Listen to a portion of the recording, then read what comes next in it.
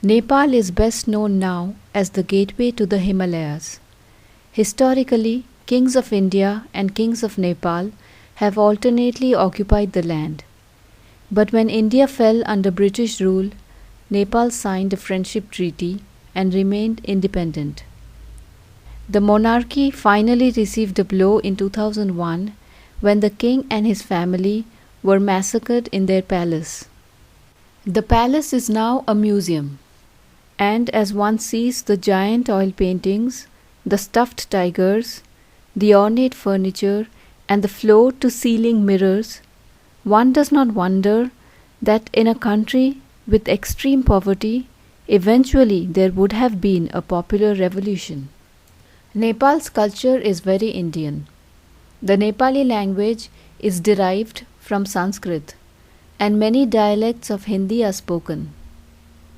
Most people are Hindus, some are Buddhists, and some practice a syncretic religion that is both Hinduism and Buddhism.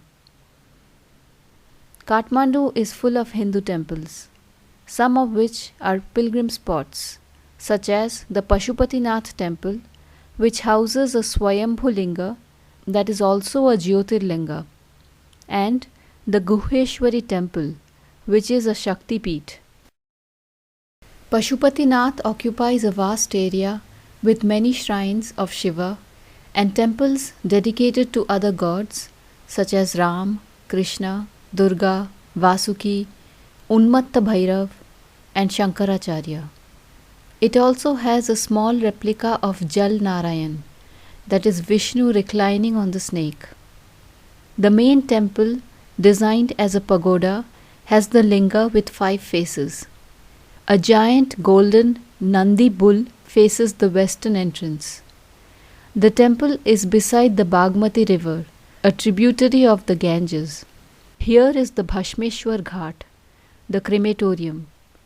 Many other religious ceremonies are being performed by the river. A series of steps takes one to a deer park that is beside many more Shiva temples.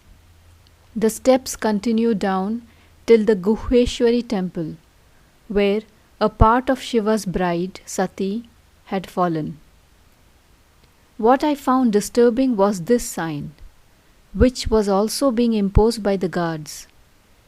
There are Hindu sects that allow only the initiates, but these are also built in secluded areas. Here, if all Hindu sects are allowed, why not the rest? This seems like one of the artificial rules created by the ruling class and the priests. Buddha was born in Lumbini in Nepal, but he preached in what is now India. Centuries later, Buddhism appeared in Tibet in a tantric form.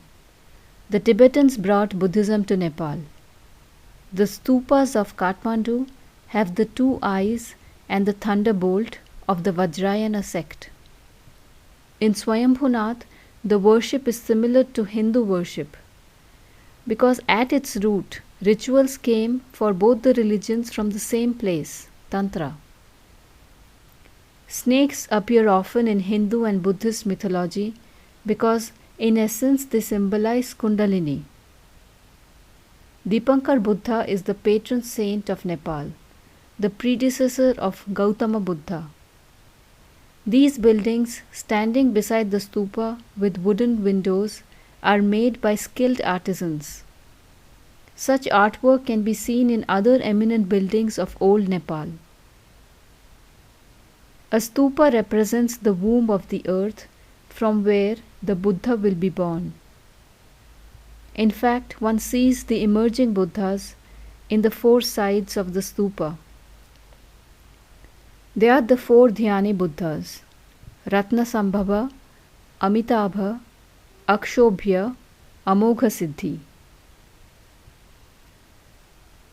These drummers play a rhythm that reminds me of the Dhunuchi dance beats during Durga Puja.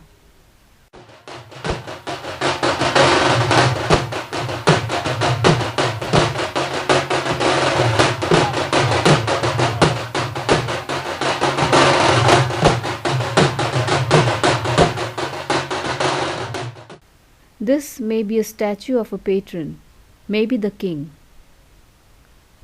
Swayambhunath stands on top of a hill. From some of the sides, the climb can be very steep, but one gets a good view of Kathmandu from here.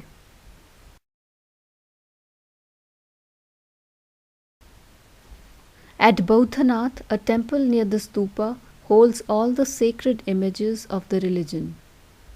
The Samsara Chakra, the Wheel of Life, the Jataka tales painted on the walls, the dragon, which is the Chinese representation of the Tantric Kundalini power, the deer park sermon symbols of the deer and the Dharma Chakra. This edge of the roof has the face of a Chinese dragon or a Hindu Makara, or it could be a creature in between, just as much of Nepali art is.